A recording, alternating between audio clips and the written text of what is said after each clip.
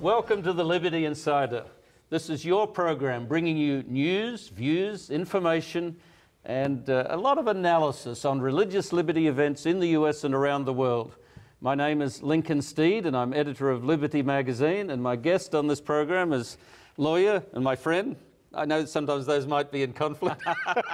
Alan Reinach. Well, I'm not your lawyer, but I am your friend. Yeah. No, you're a good guy. And you're executive director of the California-based Church-State Council.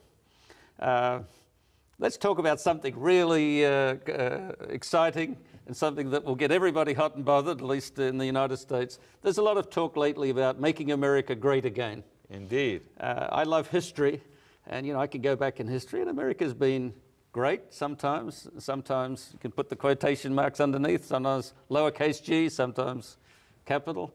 It's been a mixed bag, but you know, what is this greatness that people are hungering for? Because there's no question this has tapped into something deep in the United States culture, I think. Well, it certainly has, Lincoln, but I think that it is very indistinct, very undefined. And the reason I wanted to have this conversation with you is because I think we really need to take a hard look at what American values really are. I think first and foremost of the Bill of Rights, of representative government rights that are God-given rights, inalienable rights that belong to individuals, and the government is in place to protect those rights. That's, you know, part of the, But do you think most people in the United States even know what those rights are?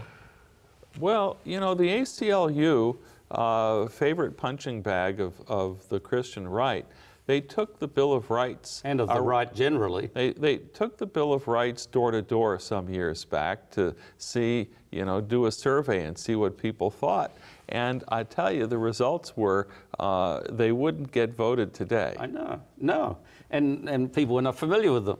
And most of the surveys I've seen that in between presidential elections, only a very small percentage of people can even name the sitting president. I think for a number of reasons that's not true. I've gone to high school classes, and I'll ask them, how many members of the Simpsons family can you name? And then I'll ask them, how many of the First Amendment rights can you name? Well, let me quote know a a lot Bible more text, Simpsons than they do which free I think speech applies to the U.S. and its self-understanding of its founding principles.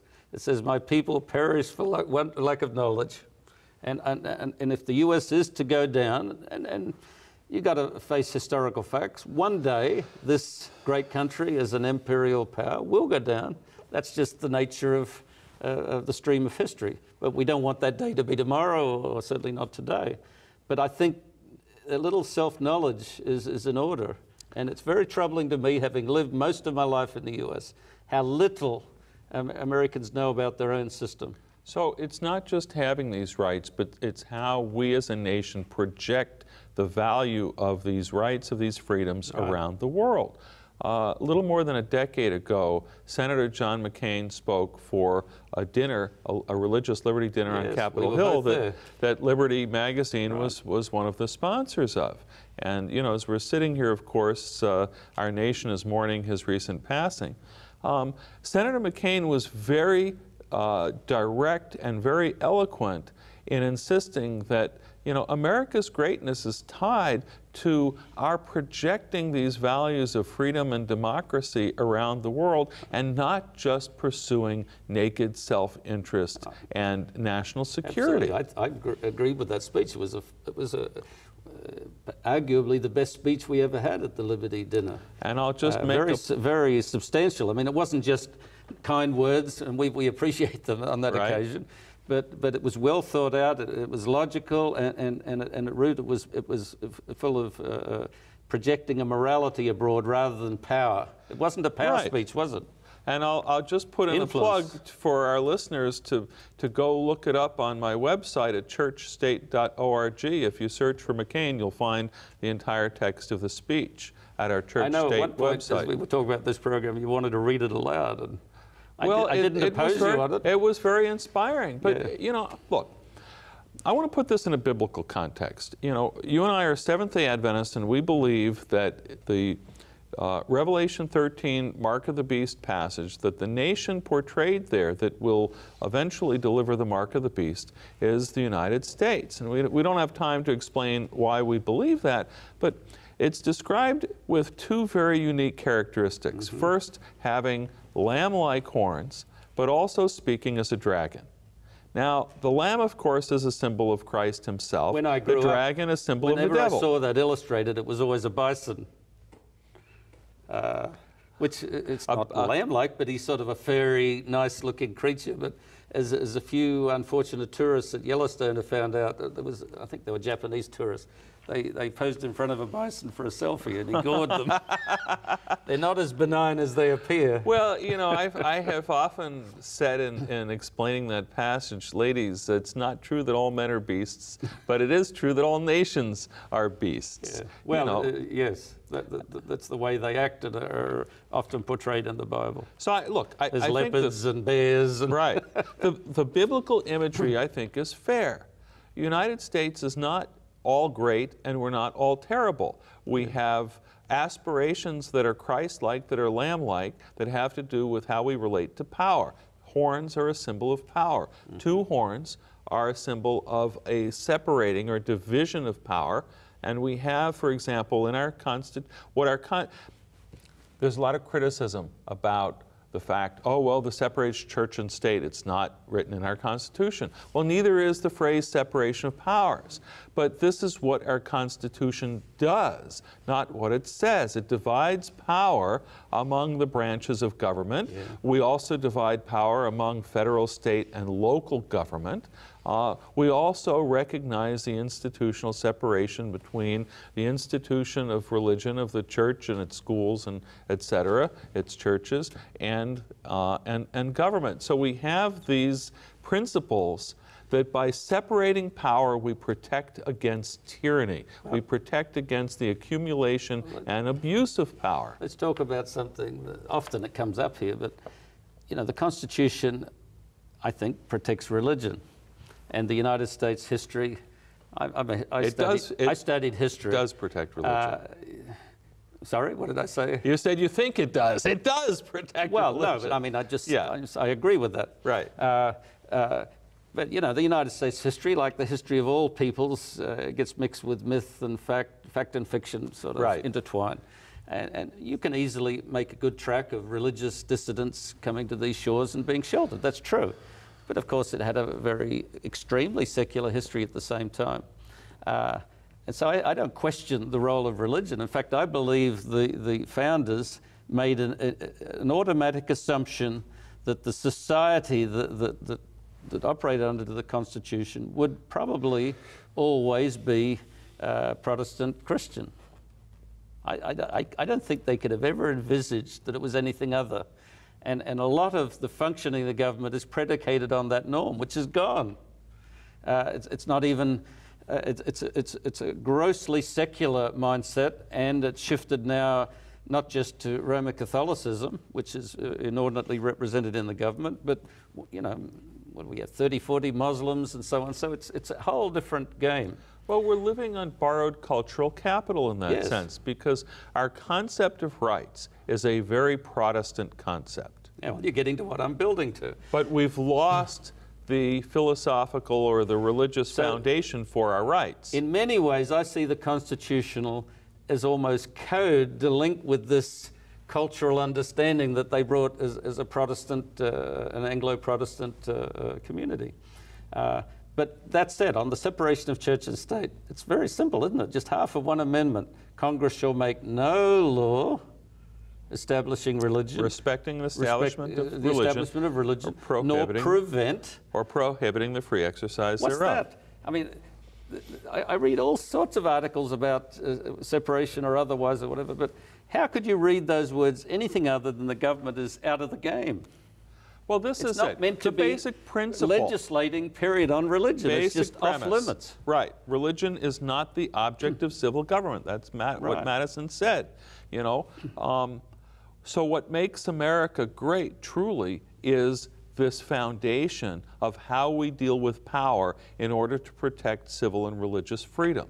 And then how we use those principles in how we project our influence globally. If our global influence is simply for our own economic self-interest, for our own power base, that's not what America has been historically. That has been the premise of every world empire that has risen or fallen and has succumbed to the temptations of the devil. Right. You know, the devil offered Christ selfishness, the whole world if he would bow down and worship. And when we seek for power for our own sake, we are bowing down before the devil. Yeah, and you didn't read McCain's speech, but in our meeting the other day that you and I attended, I read a bit of my own editorial, which is rather hubristic.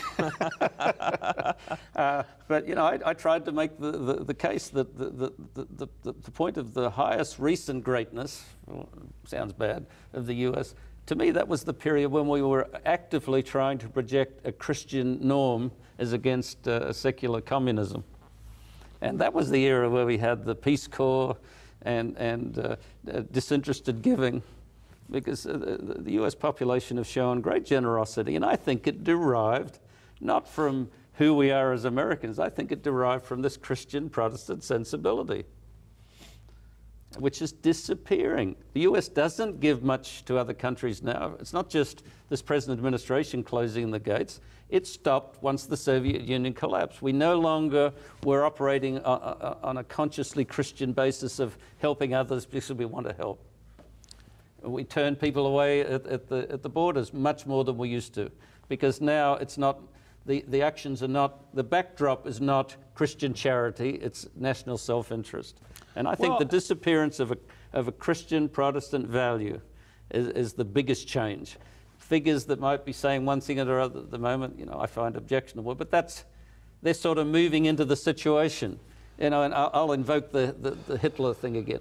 You know, Hitler was one of the blots on history, but I'm certain that if Adolf Hitler hadn't appeared at that time, somebody else with similar views would have. Germany was ripe for it. And at the moment, we're losing our values, and this sort of catch cry or some equivalent of it would have come up anyway. Well, I don't think we can talk about what makes America great, the lamb-like horns, without also talking about the dragon's influence and the speaking as a dragon in the context of the prophecy. And who is the dragon? Well, the dragon in Scripture is the devil. But, you know, if you look back at American history, I mean, from the get-go, it seems to me that the major theme in dragon-like conduct has been our treatment of Native Americans, of blacks, of immigrants. You know, I'll be speaking in a Hispanic church, and I'll say to them, you know, you guys think you're special. You think that America's treating you really badly, right? And of course we are. And I'll say, but I got news for you. We've treated every generation of immigrants just as badly as you guys. Yeah, and part of that, of course, is debased human nature, and all of the imperial powers as they projected, Spain, England, Portugal, and Germany. They did the same things. The Europeans, I think, were culturally vicious. So we don't have much to be proud of on that.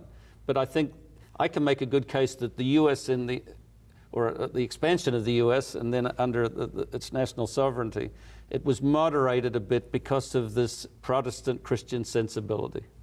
Of course. I can see we're right at the break point. At a natural pause, but please come back with us as we discuss greatness and its necessity and how you and I can be involved in it.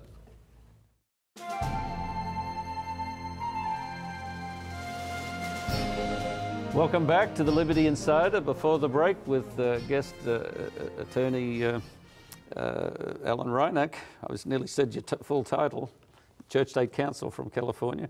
We were talking about greatness. Indeed. And what makes America great. Yeah, we all want to be part of greatness, be on the winning team, to be part of a great nation. And I think at the moment the United States is legitimately reaching toward what makes us great. Unfortunately, a few people that exemplify some of the less great aspects have come out of the woodwork. But greatness is not a bad thing to aim at, is it? Well, look, we certainly have seen in the last election cycle that it's great political rhetoric. You know, it's very effective political rhetoric. You know, there's no ifs, ands, or buts and just about like we that. can. I mean, most political slogans, they're designed to but let's put this unleash back, potential. Let's put this back in the prophetic setting, because in Revelation 13, the same country that has these wonderful aspirations of separation of powers, of the rule of law, of respect for civil and religious freedom, its own sense of pride in its Christian heritage, in its greatness, ultimately leads it to becoming a persecuting power and enforcing the mark of the beast. Now, how do you get from these wonderful lamb-like principles to what can only be described as dragon-like satanic behavior? And I think that what it is, clearly in the pages of Scripture, is this blending of faith and patriotism. It's political power. Yeah. It's a pride, and it's a blending of civil and religious authority, because that's persecution has to do with the government making value judgments between religions, which has always been forbidden to our government, to make value judgments. Because it's so fraught. So different governments are going to decide differently of what is truth and error. They're not competent. The Supreme Court, in the case of Trump versus Hawaii, upheld the so-called Muslim ban, totally ignoring that we clearly had made a value judgment as between the majority religion, Christianity, and holding people from Islamic countries suspect. You know, these are value judgments. This is something that our government is constitutionally prohibited from doing. Where this eventually leads, whether you agree with the outcome of Trump against Hawaii or not, where this eventually leads is to the end result of persecution. Yeah, yeah, they're hedging their bets. We know that there's an attempt to categorize an entire religious group, and today we might be comfortable that it's that group, but the political wind could shift, and it'd be another group that's seen as inimical to government interests. So we don't want to go down that trail. We've got a history of war within the Christian history. In our own country, you know, in recent years we have this small group called Westboro Baptist Church that goes and pickets funerals. Ran an article on that. You know, and they're extremely hostile to gays and what have you. And are they representative of the larger Christian community? No. Is ISIS representative of the entire Muslim community? No. Are they a real problem, a real threat? Of course they are. But, you know, to say that all Muslims are terrorists, I mean, I had a case... clearly a gross overreach. I had a case recently, Lincoln, where an Armenian Orthodox Christian was mistaken for Muslim and was harassed and run out of his job because they were, you know, and claiming... the same with the Sikhs, as you know, more commonly confused, Yeah. And yet the Sikhs have their own history. I asked somebody from India recently, you know, how do you see the Sikhs in India? And I knew the answer because I'd been to the Sikh Golden Temple in India, and just a few months before there was a rebellion in the north, and the Indian army actually invaded their temple, profaned it. Oh, really? And that led directly to Indira Gandhi being assassinated by one of her Sikh bodyguards. Okay, this goes back a few years. So this person said, oh yes, we see them as quite militaristic, but not in the same way as Islam and the Islamic actions. So it's not good for one group to be mixed in with the other in this sort of catch-all prejudice. And so we've got to defend all groups, as you know. I mean, I'll reiterate it. Religious liberty is for all, or ultimately it's for none. I see it as you just can't start carving away a few religious groups that you're suspicious of, even with good cause. Well, we have to, if we're going to talk about America's greatness, we have to talk about overcoming America's original sin. America's original sin is racism. Yeah. It was against the Native Americans, and our treatment of Native Americans, by the way, has also been characterized as genocide, that we're a post-genocidal nation, which is a pretty shocking thought. But, you know, how we deal with the issues of race, with minorities, with, you know, whether it's discrimination on the basis of national origin or anything else, this is America's original sin. And if we aspire to true greatness, we have to confront our original sin. You know, the Bible, of course, speaks to what is really great. Solomon was great because he knew God and could understand the difference between good and evil. And Ellen White, writing to Seventh-day Adventists once, actually to editors, she says, "Call no man great who hasn't chosen God and his ways." I'm reminded of Jesus' statement, "He who would be great among you, let him be as a servant." Well, yes. But I think, I mean, I can make a good argument that ultimately America's greatness, the greatest part of its story, because it's not all great, but its greatness derived from its Christian morality put into action. A good nation. Well, but if we're going to talk about America in terms of being Christian, I think we have to distinguish between the Christian people and the nation. So to me, kind of the sine qua non of Christianity is the Sermon on the Mount. But I don't think that there are many Christians among us, you know, I hesitate to say any, who would contend that America as a Christian nation should vigorously implement the teachings of the Sermon on the Mount. No. That in our relations to other countries, we should turn the other cheek, well, for now example. you're getting to what I have a bit. The government was designedly secular for any number of reasons. But in this regard, I think out of respect for religion. But it worked well when a critical mass of the population had were informed by a Christian morality, a Christian sensibility. That, I mean, there's any number of statements that the framers expected that. Obviously, we don't buy into the spurious historical argument that it was intended to be a Christian nation structurally and governmentally and so on. Not at all. In the founding generation, there was acknowledged by many of the leaders religious freedom for Jews, for Catholics, for Muslims, for, you know, that we had this broad concept.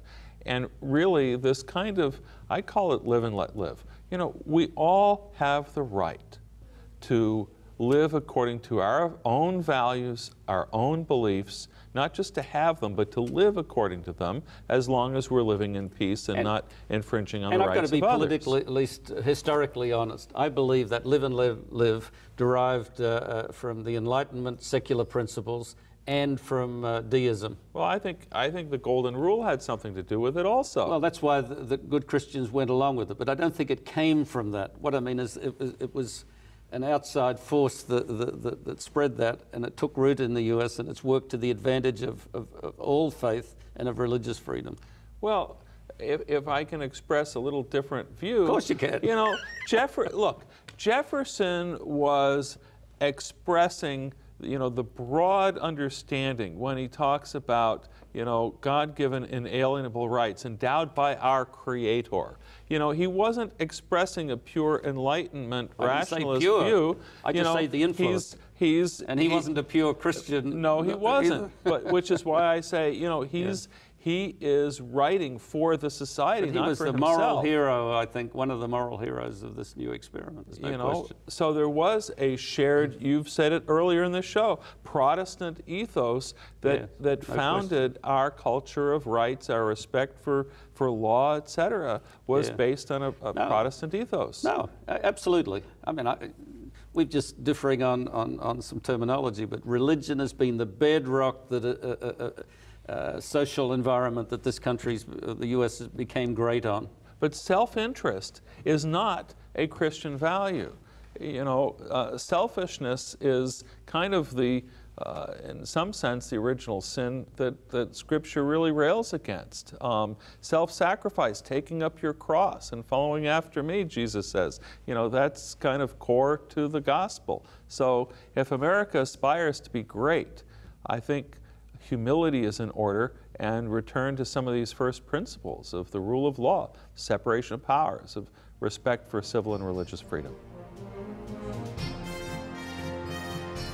I've often spent time comparing notes with my predecessor, Clifford Goldstein. And I know that on one occasion I hit pay dirt with him when I mentioned a poem called Ozymandias, King of Kings. And it's a poem that says, out in the desert, abandoned by all, and with the drifting sands around, is a huge visage, and underneath a sign, it says, I am Ozymandias, King of Kings, you know, fear and trembling. And it says, nothing stirs but the desert birds. When we talk about greatness, something like that, I think, puts it in a certain perspective. Because what is great? We've torn down statues all over the US of great heroes of the wrong cause in the past. And others like Saddam Hussein, not only their statue, but their very existence has been snuffed out by revisionism. Ellen White, speaking to Seventh-day Adventists, says, call no man great who hasn't had the wisdom to choose loyalty to God. That, at the end of the day, is all that can constitute true greatness. For Liberty Insider, this is Lincoln Steed.